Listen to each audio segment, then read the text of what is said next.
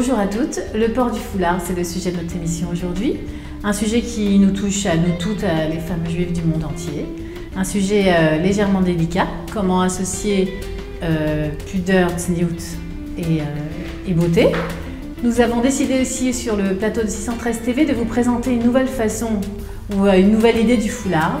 En tout cas, voilà, notre créatrice Rinati Lakel, le foulard vu d'un autre œil. Rinati Lakel, bonjour. Bonjour. Alors il y a des gens qui vous connaissent, d'autres qui ne vous connaissent pas. Vous habitez à Jérusalem. Quel est votre concept, Rinati? Alors en fait, mon concept, il est né d'un constat. Quand je suis arrivée en Israël il y a 11 ans, et j'ai remarqué qu'il y avait un vide total dans les foulards du soir, en tout cas. Ça a commencé comme ça. C'est-à-dire que la journée, on arrivait plus ou moins à s'arranger, mais arrivé le soir pour aller à des mariages, des cérémonies, rien n'était proposé. Donc, et puis, dès que je suis arrivée, donc, je voyais des femmes qui étaient bien habillées, avec des belles tenues, et puis je regardais après la tête et je me disais, waouh, là, peut-être qu'il y a quelque chose à faire. Et donc, le concept est né, et ça a été, en fait, assortir les foulards du soir aux tenues. J'ai l'impression que vous aimez tout ce qui est beau, la beauté, oui. La passion aussi dans ce qui est la beauté. Oui. Donc, est-ce que vous pourriez nous parler un petit peu de la particularité de Rinati Lakel? Quel genre de foulard? Quelle est la différence entre vous et une autre créatrice en foulard? En fait, je me suis démarquée avec la naissance de ce qu'on appelle le boubou, qui est la basse volume. Et c'est une sorte de petit chapeau, on peut dire ça comme ça, qu'on met sur les cheveux avec un volume intégré. Okay. C'est un modèle que, en fait, il est né parce que il y a 5 ans, quand j'ai commencé, j'ai d'abord commencé à tourner de maison en maison. J'avais une associée à l'époque, et puis on avait remarqué que on mettait le foulard sur certaines femmes qui avaient beaucoup de cheveux. Et là, le foulard tenait bien, il était beau, il était mis en valeur.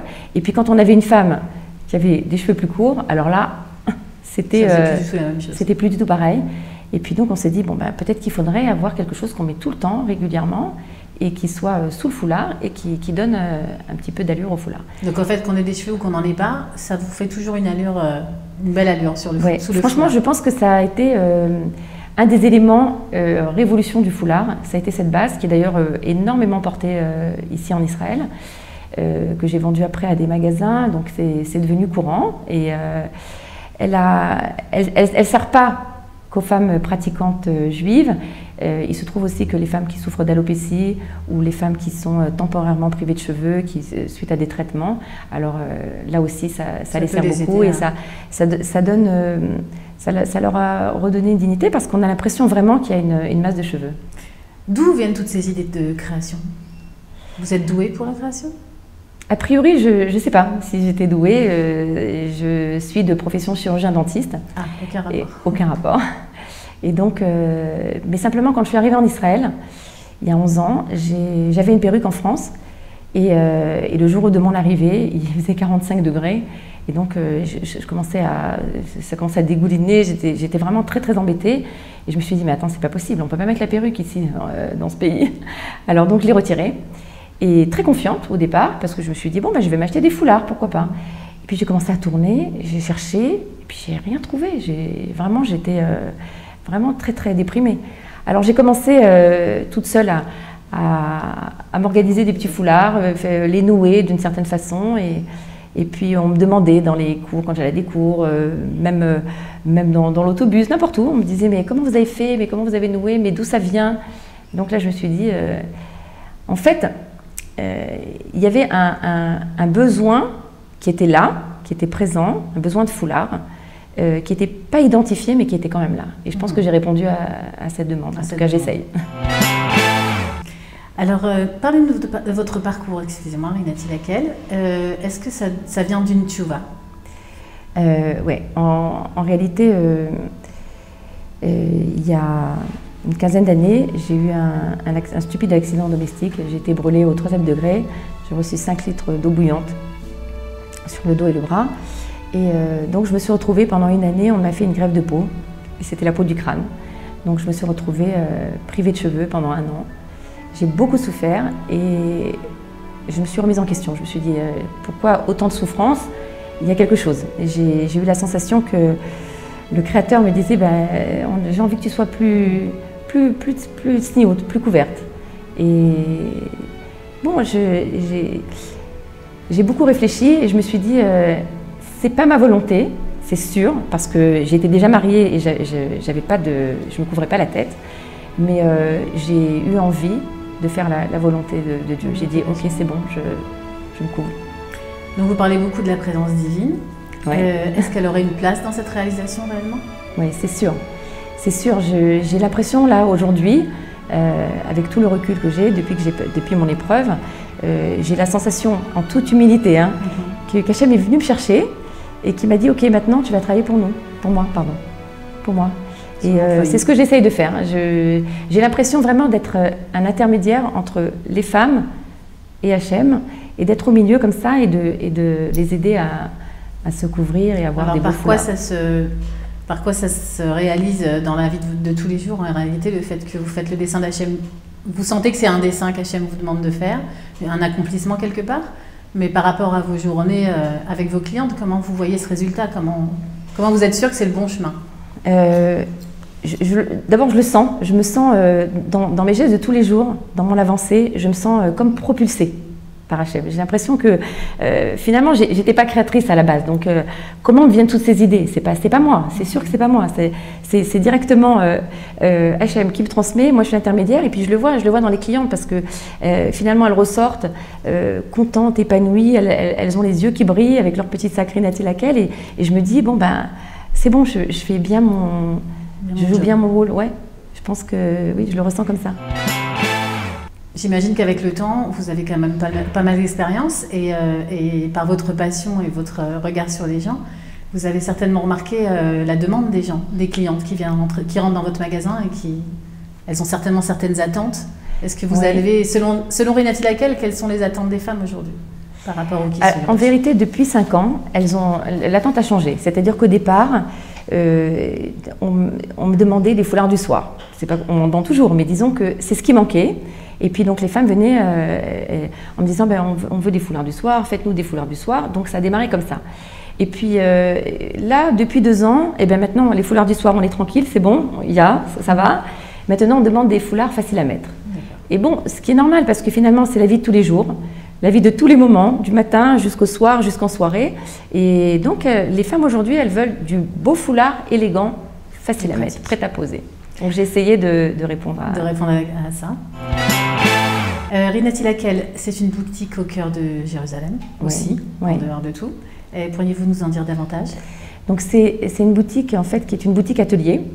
Donc sur place, j'ai des couturières, des conseillères, et donc la cliente peut arriver avec sa tenue, par exemple, et puis je l'aide à faire un foulard sur mesure, personnalisé, assorti, à son goût. Donc ça, c'est pour la première étape. Et puis sinon, il y a du prêt-à-porter, du facile à poser, avec toujours la petite touch française et le petit côté élégant. Oui. Où est-ce qu'on peut se procurer les foulards Nathalie Laquelle? Alors bon, donc à la boutique Atelier, à Jérusalem. Je vends dans des magasins en Israël, qui vendent aussi des kissou-roches. Et puis, il y a le site internet. J'ai un site internet, Nathalie Laquelle, sur lequel aussi je présente des vidéos. Et ces vidéos, c'est comment mettre le foulard, comment mettre les foulards Nathalie Laquelle. Il y a aussi une technique. Oui, parce que finalement, je me suis rendu compte que c'est bien que les femmes aient des beaux foulards, c'était très intéressant. Mais d'un autre côté, si elles n'arrivent pas à les mettre comme il faut, alors un beau foulard pas bien mis, ça donne pas. Et puis sinon, j'ai aussi des commerciales dans différents pays, aux États-Unis, en Angleterre, en France, au Canada, enfin bon. Donc se procurer un foulard Nathalie Laquelle, c'est très facile aujourd'hui. C'est facile. C'est facile. Ouais. D'accord. J'ai une petite question différente de ce qu'on a dit jusqu'à maintenant. Est-ce que vous considérez comme une femme d'affaires gérant un business? Oh. Écoutez, franchement, quand on ouvre un magasin, qu'on met la clé qu'on l'ouvre, qu'on pousse la porte, de toute façon, ça signifie que c'est un business et qu'on a des entrées, des sorties. Je gère toute une équipe j'ai les couturières, les commerciales, les conseillères, que je voudrais d'ailleurs au passage remercier et saluer parce que on est vraiment une équipe. C'est vraiment des filles qui mettent tout leur cœur. Elles sont... je sens en vérité, grâce à elles, qu'on ne vend pas des chaussures, c'est vraiment le foulard. Elles ont envie que ce soit bien, elles sont vraiment formidables. Oui. Et puis, donc, quand on gère tout ça, qu'il y a des entrées, des sorties, qu'il y a des budgets, alors forcément, c'est un business. Mais j'ai envie de vous dire que pour moi, au fond, c'est pas un business. Et même si je l'oublie de temps en temps, ça m'arrive, eh ben, le maître du monde, il me le rappelle. Et j'ai une petite anecdote à ce sujet. Avant Pessah, j'étais dépassée par les événements, j'avais des commandes, c'est la période un petit peu forte chez nous. Donc très très très débordée, les magasins qui m'appelaient, les commandes, les clientes. Et puis je commençais à avoir des palpitations. J'étais vraiment très stressée. C'était, je crois, 10 jours avant Pessah. Et stressée. Et puis je disais, mais non, mais ça va pas, je n'assumais plus. Je disais, mais qu'est-ce que c'est que ça et puis je parlais à Hachem, j'ai dit, mais Hachem, moi j'ai pas fait tout ça pour ça, hein. Je vais retourner, je vais refaire dentiste si ça continue. Et puis, donc je lui disais, je décrivais ma souffrance, et bon, je suis sortie 5 minutes, m'aérer, je suis rentrée dans le magasin, les couturières sont sorties, je me suis retrouvée toute seule, et à ce moment-là, rentre une cliente, et alors, toute transpirante comme ça, et elle pousse la porte, elle me dit, donnez-moi une chaise, une Israélienne, donnez-moi une chaise. Voilà, je suis venue de la mer Morte, on m'a dit que vous étiez mon dernier espoir, maintenant vous m'essayez tous les foulards du magasin et je ne bouge pas d'ici tant que je n'ai pas trouvé un foulard qui convient, sinon de toute façon j'arrête avec cette histoire de foulard. Et je l'ai regardée comme ça, au moment où elle me parlait, je me disais mais ça va pas, mais moi j'ai pas le temps de faire tout ça, d'essayer tous les foulards du magasin. Je dis mais qu'est-ce qu'elle me raconte? Et j'allais lui dire non mais madame c'est pas le moment, revenez après Pessah. Et finalement j'ai eu comme un petit déclic et je me suis dit ah voilà, ça c'est Hachem qui me rappelle alors et qui me dit écoute, moi je t'ai aussi embauché pour que tu aides les femmes. C'est aussi un de tes rôles. Alors tu t'occupes d'elles. Et du coup je me suis occupée d'elles. Pendant 2 heures je suis restée avec elle. C'est-à-dire que si j'avais pas 2 heures à donner, mais 2 heures je me suis occupée. On a essayé tous les foulards. Elle est ressortie contente.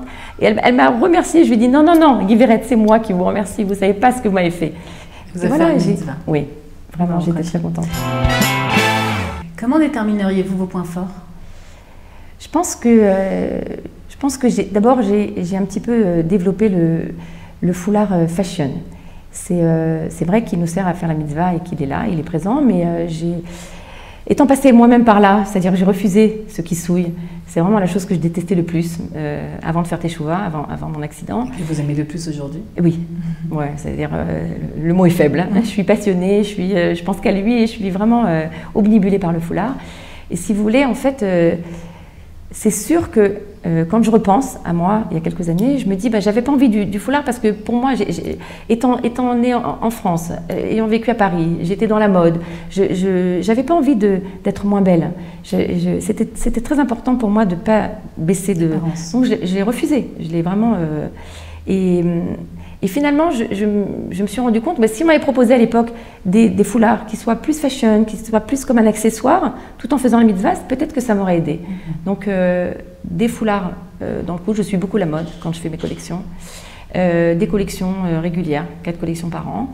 Et puis, je travaille aussi beaucoup sur le prêt-à-poser. J'essaie de faciliter la vie des femmes, avec des foulards faciles à mettre. Oui. Si vous deviez faire un point aujourd'hui, après 5 ans, puisque Rinati Lacal existe depuis 5 ans, oui. En réalité, qu'est-ce que vous pourriez nous dire? Je pense que je dirais que si le défi de départ, c'était de donner une plus belle image du foulard, je pense que c'est réussi. Si le défi de départ, c'était de faire du Kiddush Hashem avec des beaux foulards élégants, chics, j'espère que c'est réussi aussi. Et de donner beaucoup de joie à ces femmes, c'est-à-dire de permettre aux femmes qui portent le foulard, le kissouille en tout cas, d'être heureuses et de faire cette mitzvah avec beaucoup de joie. Je pense qu'on a bien travaillé aussi. Et ce que j'ai envie de vous dire, c'est qu'aujourd'hui, pour les femmes qui ont du mal encore avec cette mitzvah, j'ai envie de leur dire, c'est quoi les raisons? Pourquoi vous ne voulez pas le foulard? Non, j'espère. Baruch Hashem. Bon, en tout cas, moi j'ai quand même une question assez personnelle. Vous dites que les femmes sont heureuses grâce à vos foulards, la beauté, on a pu l'associer à la tignoute, à la pudeur. Mais au jour le jour, c'est quand même pas évident de trouver toujours un joli foulard à mettre, c'est beaucoup d'argent, c'est beaucoup de temps. Et qu'est-ce que vous pourriez nous conseiller au jour Je pense le jour? que tant que rien n'était proposé, bah, de toute façon la femme elle se cassait pas la tête. Elle mettait le même foulard ou elle avait 4-5 foulards et puis c'était monotone, c'était même difficile pour elle. Mais aujourd'hui, il y a beaucoup de choses qui sont proposées et puis surtout ce concept d'acheter des bases de foulards avec des accessoires, j'ai beaucoup développé ça. Parce que ça c'est pareil, en fait inconsciemment j'ai développé des points qui m'ont dérangé avant ma teshuva. Et même à l'époque où j'avais ma perruque en France, eh ben, je souffrais beaucoup d'avoir tous les jours la même tête. C'était très difficile pour moi, je me disais quoi encore cette perruque avec la même coupe, les mêmes... Et quand je suis arrivée en Israël et que donc j'ai retiré la perruque, je me suis dit super, on va pouvoir agrémenter. Et donc est né ce concept d'acheter des bases de foulards, un noir, un beige, différentes couleurs, et d'accessoriser. J'ai des accessoires, des bandeaux, des clics, on verra peut-être ça. Alors plutôt d'en parler, on va plutôt montrer. Eh bien, je vous propose de découvrir la présentation de Rinati Laquelle, démonstration de plusieurs foulards, plusieurs accessoires. Je vous invite à regarder cette vidéo tout de suite.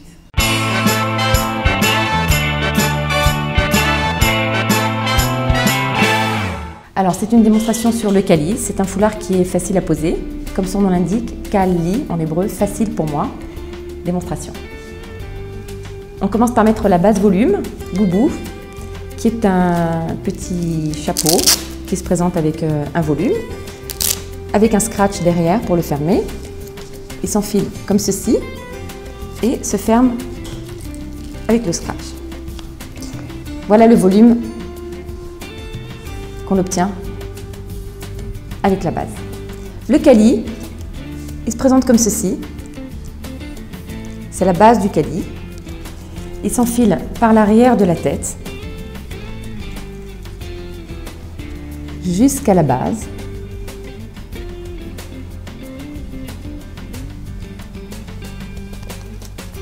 Et la partie qui reste à l'arrière se rentre sur le haut du kali et les bords.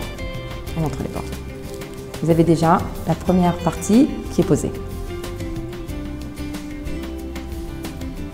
À ce kali, à cette base, on peut rajouter un serrette, un bandeau, qui va donner un petit peu plus de volume. Il se place aussi par l'arrière. On arrive jusqu'au devant. Et là, on se retrouve avec un volume. Il est posé. Pour l'agrémenter, on a des serrettes, des accessoires, comme celui-ci, qui va se poser à l'avant, sur le bandeau du kali, et qu'on va nouer à l'arrière, et qui va donc donner une allure différente au kali. Voilà. Je voudrais vous présenter un autre kali. C'est le kali d'ailleurs que je porte actuellement. Il se présente, c'est la même forme, comme ceci, sauf qu'il a deux pans à l'arrière. Il s'enfile toujours par l'arrière de la tête sur la base volume, comme ceci.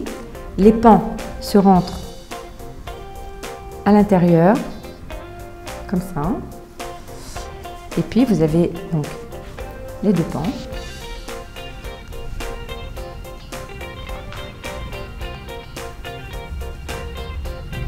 Et le deuxième.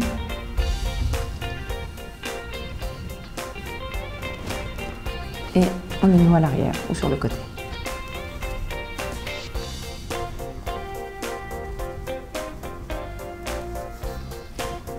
Voilà, en quelques secondes, vous avez un foulard chic, un kali chic. Voilà, je voudrais vous présenter le Yomi, c'est le dernier né de la collection Rinati Laquelle, un foulard très facile à mettre et chic. Il se présente comme ceci, à l'emplacement de la tête. On enfile par derrière jusqu'au niveau de la base. Et là, on vient le nouer sur le côté.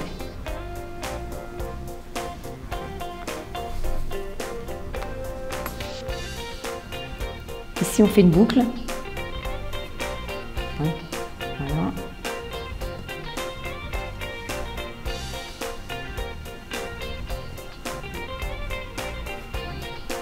Et là, une fois qu'on a fait cette boucle, alors à ce moment-là, on ouvre le papillon en haut, en bas, et on joue un petit peu avec les finitions du foulard. C'est ce qui lui fait toute sa...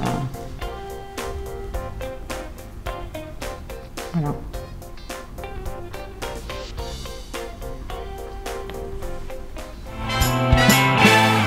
Toujours dans la collection des yomis, c'est un yomi en soie imprimé. Donc on a toujours l'emplacement de la tête, ici. Donc, le yomi, il rentre comme ceci. On cache la base, on vient nouer sur le côté.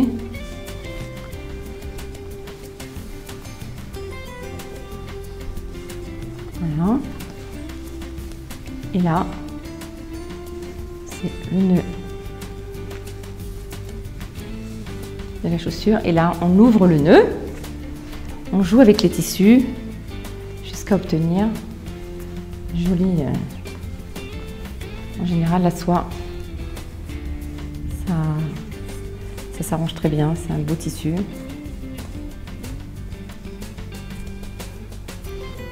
Voilà. Donc, je voudrais vous présenter un yomi avec différents accessoires. Vous avez ici un accessoire pour tous les jours qui est monté sur des fils de cuir qu'on va placer comme ceci sur le côté et qui va venir se nouer à l'arrière. Voilà. Et là, vous avez un premier accessoire. Un deuxième accessoire. Et là, c'est pareil, on le place sur le yomi. C'est juste en fait agrémenter le yomi et pouvoir tous les jours avoir un foulard différent. Voilà. Donc après, bon, on peut jouer avec les pans, comme ceci, les ouvrir, les placer, ouvrir les pans. Donc ça, c'est avec un bandeau. Donc toujours sur le même yomi, la même base, un yomi beige. Alors on a un accessoire qui se présente sous forme de clips et qui va venir se clipper sur le yomi, sur le côté, et qui va tout de suite lui donner une autre allure. En fait, il va passer un foulard du soir, comme ceci. Une autre option d'un yomi qui sera en foulard du soir, ce sera avec un bandeau création et qui va venir se positionner sur le côté, comme ceci. Et là, on est vraiment dans le foulard du soir. Merci beaucoup Rinati pour cette démonstration. Elle nous a beaucoup aidé et nous a donné beaucoup envie d'acheter ces foulards, ces accessoires, etc. Ça donne très envie. Alors en 2 mots, Rinati Laquelle, la femme Rinati Laquelle? Un jour, un foulard. Merci de nous avoir suivis sur 613 TV. Vous pouvez retrouver cette vidéo sur la Free numéricable, sur amaliamike.com, sur YouTube. Postez vos commentaires vous aussi. Nous vous souhaitons une bonne journée avec Rinati Laquelle. Merci beaucoup Rinati. Merci à vous. Et mesdames, à vos foulards. Au revoir.